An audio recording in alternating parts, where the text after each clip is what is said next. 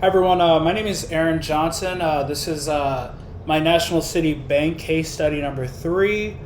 And just to give you an overview, I was provided a number of data sets and given instructions to combine them and analyze them for relevant results. So I had a data dictionary, prospective customers data sheet, customer marketing results, a little bit of Axiom data, credit, vehicle data, and I separated them into a training data partition where 80% of the results went, and I separated them into testing data partition where 20% of the results went.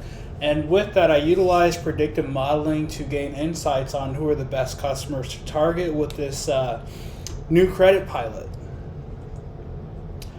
So as I mentioned, our goals were to create a customer propensity model for this new product, which is a line of credit against a household's used car. The next goal is to identify the next 100 customers for us to target in terms of developing a contact list, the people most likely to say yes to the offer. And the steps were to, 1, examine historical data from 4,000 previous calls and mailings, and 2, utilize that data and the supplemental data to create the propensity model, as I just mentioned, evaluate and identify by unique ID the top 100 households to contact from the prospective customer list. Just to give you an idea, there's about 29 variables in the data set, including the most important dependent variable, whether or not the customer will actually sign up for the offer. And of those 29, 24 were independent variables that I was able to consider utilizing in this data set. Unfortunately, I had to drop a lot of variables that didn't have very much info. For example, car model didn't have very much info. The number of contacts didn't have very much info. Also drop data ID and because we have the HH unique ID, so having these two columns became very redundant and it wasn't useful for prediction, and also got rid of the no call duration to simplify analysis in the perspective file. So some insights that I gleaned from the data set, I analyze the Axiom data set. I've found that the average customer in our target audience is probably in their late 20s. Maybe a great idea to target ads towards people in this age range. They're very likely to sign up for this offer, and we can move forward and develop some new strategies in terms of targeting this market.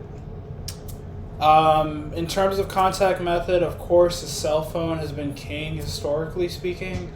Maybe a good idea to invest in newer technologies, but it seems that cell phone outreach has been pretty extensive. We may want to ramp that up and everything.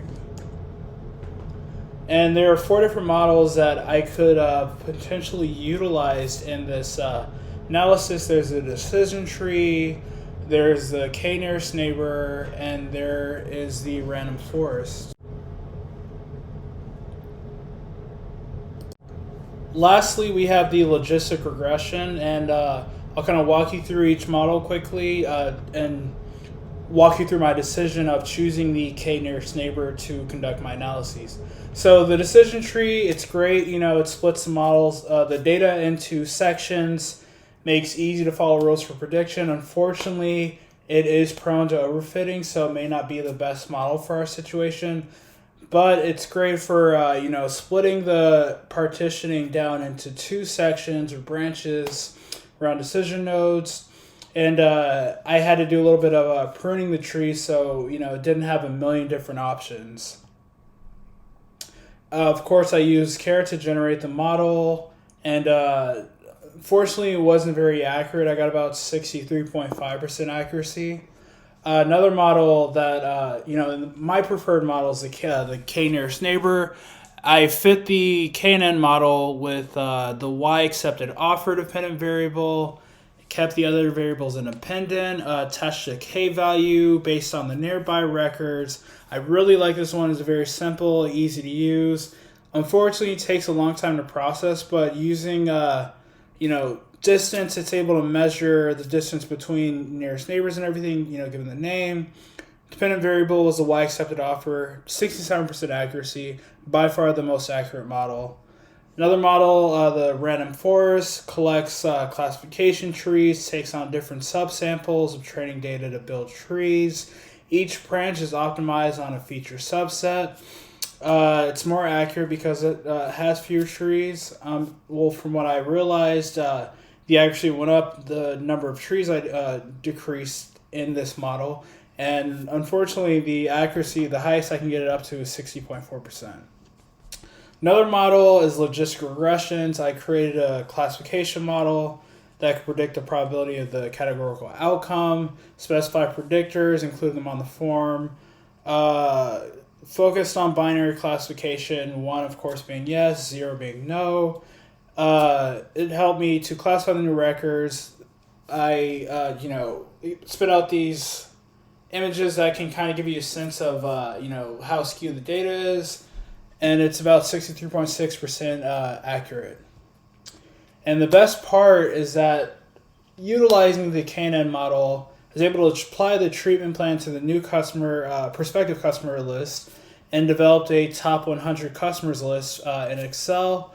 And just to give you a sample, to the right are the cream of the crop, top 10 of that top 100.